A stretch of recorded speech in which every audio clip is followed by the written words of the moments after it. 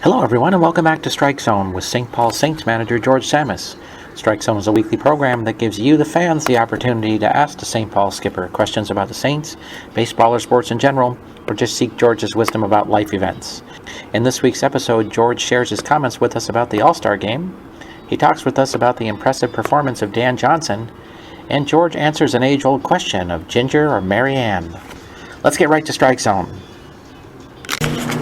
Well, let us welcome back Manager George Tsamis. George, let's first of all begin with your team updates for us. Yeah, Angelo Sanko dislocated his shoulder when we were in Lincoln. He's going to be out 3 to 4 weeks.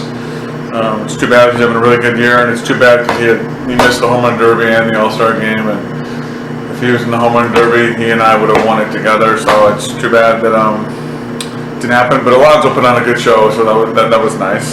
Nate Hansen had a hamstring injury, and he is ready to go, but he just had a baby 2 nights ago, so he will be back with us when we get back off the road from Gary. So congratulations to him.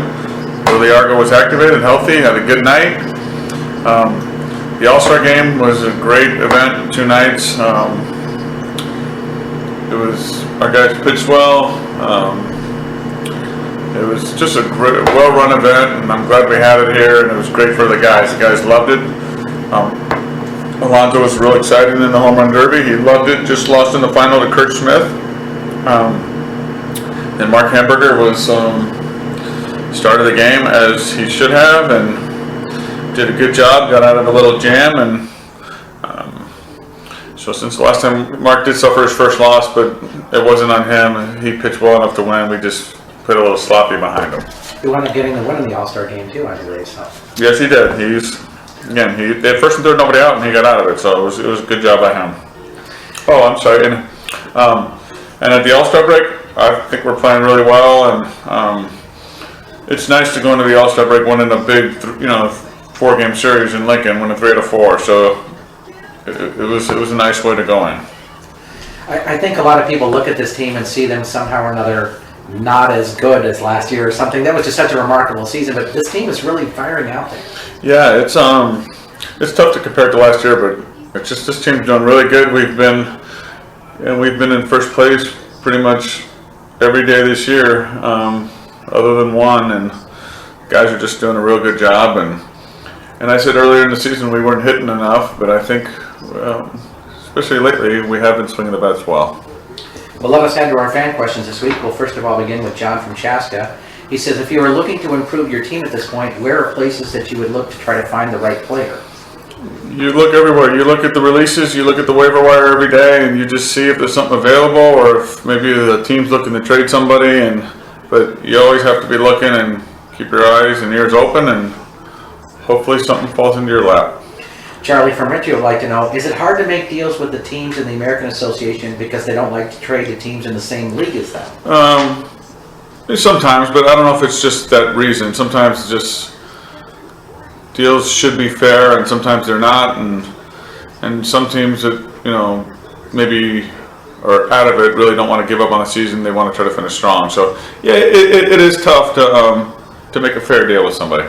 I was wondering if the reverse is true, because you've known a lot of these managers for quite some time, if your relationship with them actually helps. Yeah, it does, but it doesn't mean that because you're buddies with somebody, it doesn't mean he's going to give you his best guy, and you shouldn't want that anyways. And you're always trying to improve your team, and the other managers trying to improve their team, and you hope you can work something out. But sometimes it does, but it's tough to do. Arnold from St. Paul would like to know, watching the Major League Baseball trade deadline made him wonder if there's a trade deadline in the American Association as well. Yes, it is. It's 10 days, when there's 10 days left in the season, so I believe the exact date is August 27th, I believe, at midnight that night. I believe that's what it is. So 10 days before the season, and last year we made that deal 20 minutes before the deadline because Kwasnicka retired the morning of the trade deadline, so we were scrambling all day trying to find somebody, and David Espinosa became available with 20 minutes left, and we made the deal. So in other words, on the 27th, you'd be on the phone all day long. Pretty much. I remember last year on the 27th, we were in Kansas City, and I remember I didn't even watch the game. I was standing in the dugout on the phone trying to get players and make trades, and So I didn't even see much of the game, even though I was sitting in the dugout. I couldn't even tell you, did we win that game? Who even knows? Lisa from Chocopee asks, with the season that Mark Hamburger is having, are you surprised that he has not been swept up by an affiliate club at this point? You know, he's had a couple offers, but it'd have to be the right situation. He would have to get a chance to go get a September call-up, pitch in the big leagues, and have a big league camp invite next year. And he's been pretty loyal to us, and he's not going to leave unless it's a great offer and the right fit for him. Our next question comes from Jimmy from St. Paul, who'd like to know, related to Mark. The way he has pitched, doesn't Mark Hamburger deserve some real consideration for the most valuable player award? Absolutely, that's a good one. Pitchers should be able to be considered for it, and he's done a great job. And I'd say him or Alonzo Harris. To me, those are the two top guys that are in that MVP race. Next, we have Mitch from St. Paul, who says, "What do you exactly do to rehabilitate someone who has a dislocated shoulder?" Well, I don't do anything. I do whatever the doctors and trainers say, so I can't answer that one. That'd probably be a better one for the trainer and the doctor, but whatever they tell him to do, he's going to do it. He is feeling pretty good, though, so maybe it won't be the full 4 weeks, but maybe it will. But it's a good sign that he feels okay. Angelo said to me something about it's just building up the strength. Is that really all it is after you dislocate your shoulder? Well, I can't answer that because I don't know the answer, and if I tried to answer it and give you a BS answer, then it wouldn't be truthful, so I honestly don't know the answer to that one. Next, Artie from Minneapolis asks, do you think Dan Johnson's start against Lincoln proves he is ready to take that knuckleball to the next level? It was definitely his best start. His ball was moving all over the place, and he threw more strikes, challenged more guys with fastballs too, and worked quick, and that was his best start. So if he can pitch like that, I think he'll be a good guy for us and a good guy down the stretch. Our next question comes from Sam from Woodbury. He says he loves those tales from the bullpen and wants to know if Max Garrett is really that goofy. Yeah, he is. He's a great guy and great to have, and you sit there and watch him do it, and you can't help but laugh. And I think he does a really good job with those, so it's good for him. And he's a good catcher too. It's just the other two catchers we have on the roster they're doing well as well, and just tough to carry 3 catchers, but he's doing a real good job, and he's funny and goofy. Shelley from Chicago says, why would Jonathan Lucroy that is, not want to be traded from Milwaukee to Cleveland? Isn't the goal to win each year? Yeah, I don't know what the reason was. I didn't hear what the reason was. I believe he's in Texas now, so I guess he does have a chance to win. But I'm really not sure if it was a financial thing, what the reason was why he blocked that deal. Staying in the major leagues, John from Plymouth would like to know, do you find that trade moves of one team were any better than the others? Honestly, I really didn't follow it too closely, and I just found out today that Matt Moore was traded to the Giants. I didn't even know, so I just worry about our team, and hopefully you can say that some of our trades down the stretch are better than some of these other ones.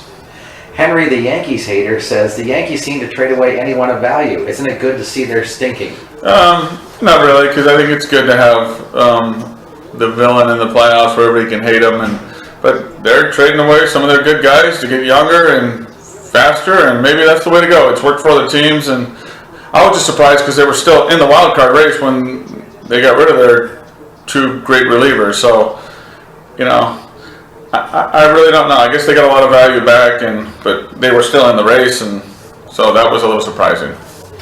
Heading on to our NFL questions, Beth from Minneapolis asks, Brett Favre said he would consider coming back to play for the Cowboys under a couple of conditions. Can't he just go away? I read about it and heard he was kidding when he answered it, but I didn't see it, so you know what? Maybe he has just gone away, but if people ask him the question, he's just answering the question, so I don't think this is on him. Ben from Brooklyn Park would like to know what you thought of the new stadium. Our new stadium or the Vikings' new stadium? I'm assuming the Vikings one. Because I saw both, and it is amazing. I'm sitting in the best minor league ballpark in the country, and then I got to go see the Vikings stadium, and that's one beautiful place. And so I got to see 2 beautiful stadiums this week, and that is going to be one outstanding place, man. How exciting is that?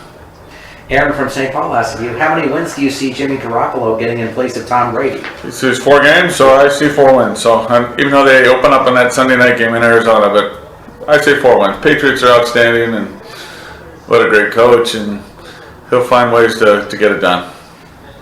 Next we have Jerry from Circle Pines who says, who would you take as the first player if you were picking your fantasy football team right now? That is a tough one. You have to ask me that next week, and I'll tell you, I really haven't paid attention. I just know Le'Veon Bell is suspended, so you would have said him, but ask me next week, and I'll have a better answer for you.